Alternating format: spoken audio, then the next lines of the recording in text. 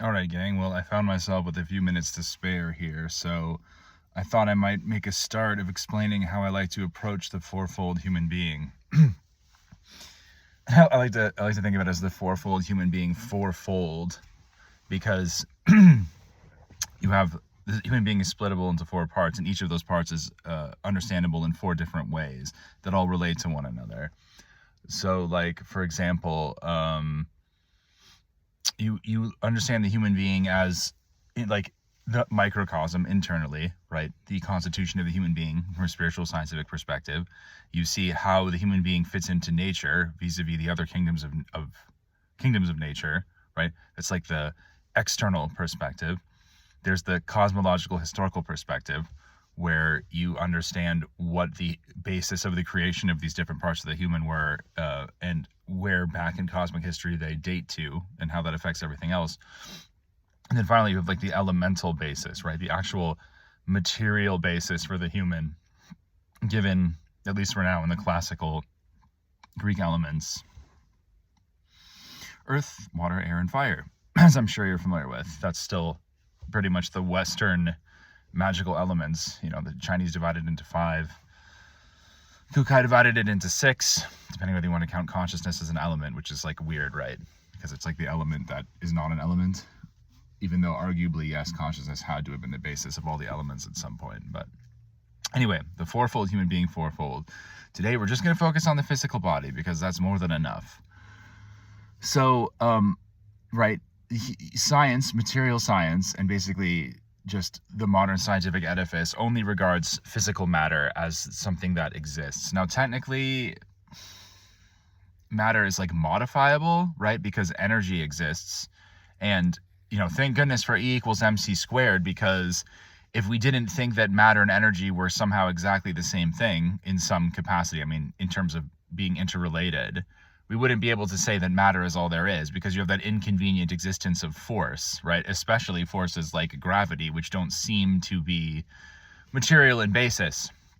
But we get around that by saying that like space-time is curved or something. I mean, there's a lot of mental gymnastics that have to happen in science. But you have to understand, the power of the material method is based on chopping away whole sections of reality in order to make it fit. So, we will come up with any and all theories that are material in nature because we don't have any alternatives to it. Whatever theory we come up with, there must be some kind of matter involved, because otherwise there's nothing that material science can have to say about it. So the human being, what we see here is the physical part of the human being. But this physical part is only the way it is because it's being modified by a bunch of different other bodies that have been slotted into it. Like, if a human being was purely a physical body, they would be a rock. They'd be a mineral, just like every other non-living piece of material that is purely physical in nature, that has none of these higher elements within it. So we all know about a rock, right? A rock is just a lump of matter. It doesn't apparently have any consciousness.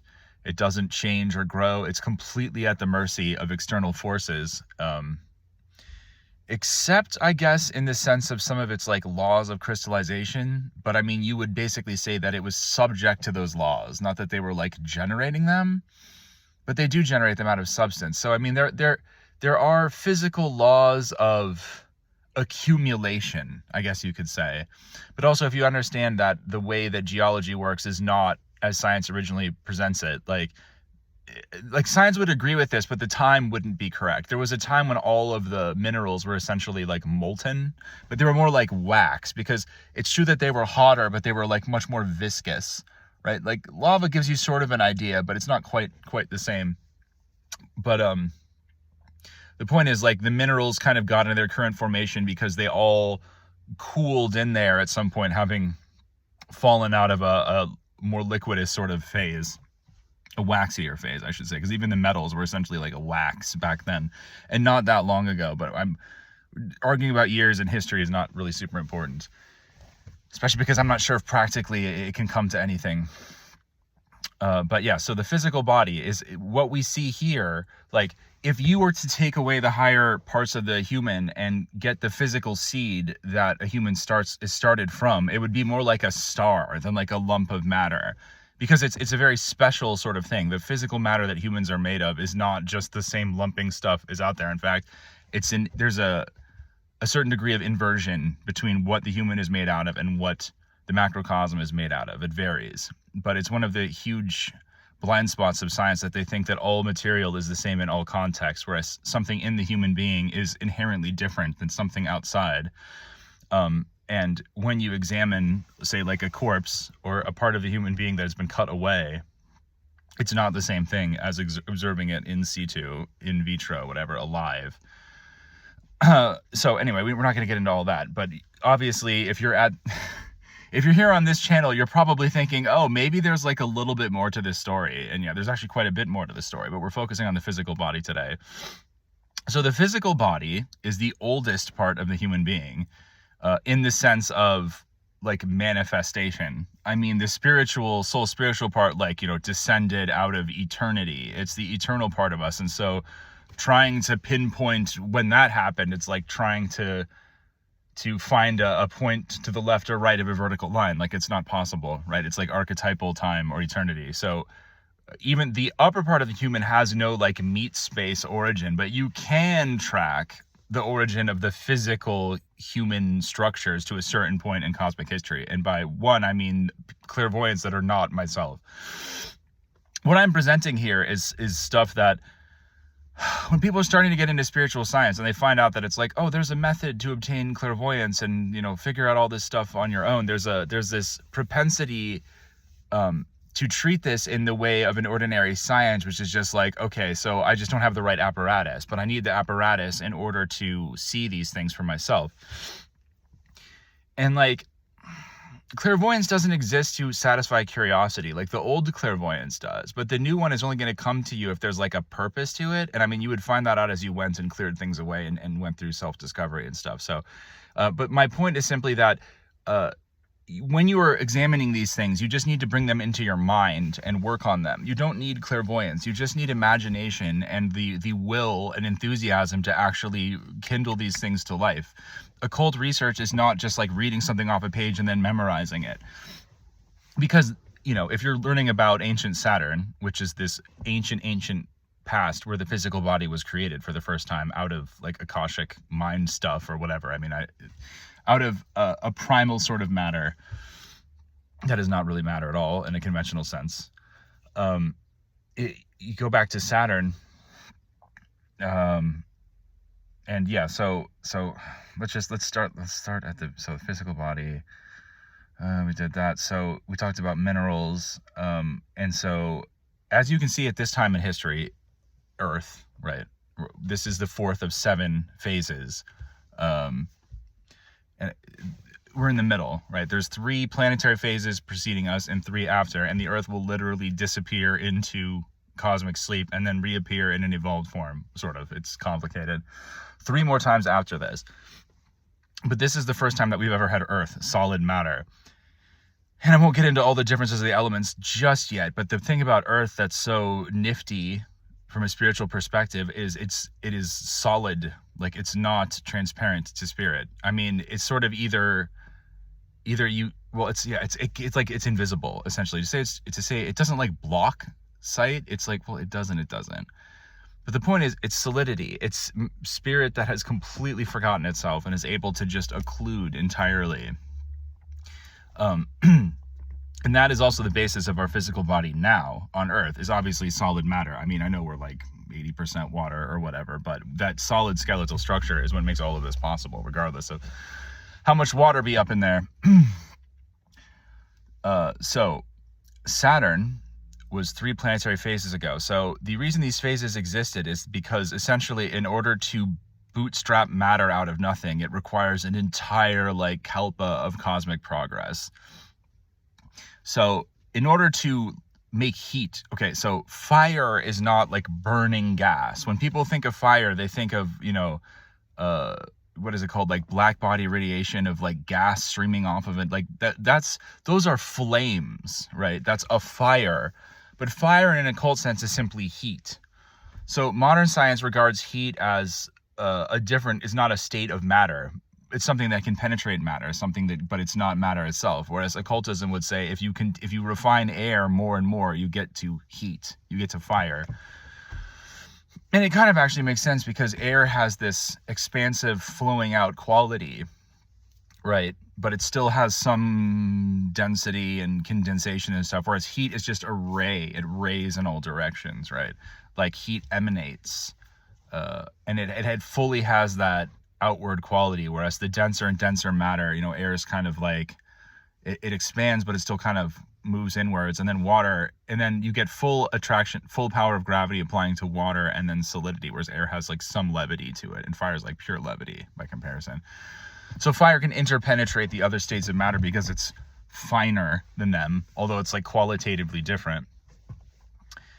And then fire also is something that human beings can relate to from the inside and the outside. It's an element that they actually can comprehend in a soul spiritual way and a physical way, which makes it a nice gateway for people to start thinking about one of the classic like initiation questions that pose to people is like, what is it about fire? How is fire a gateway?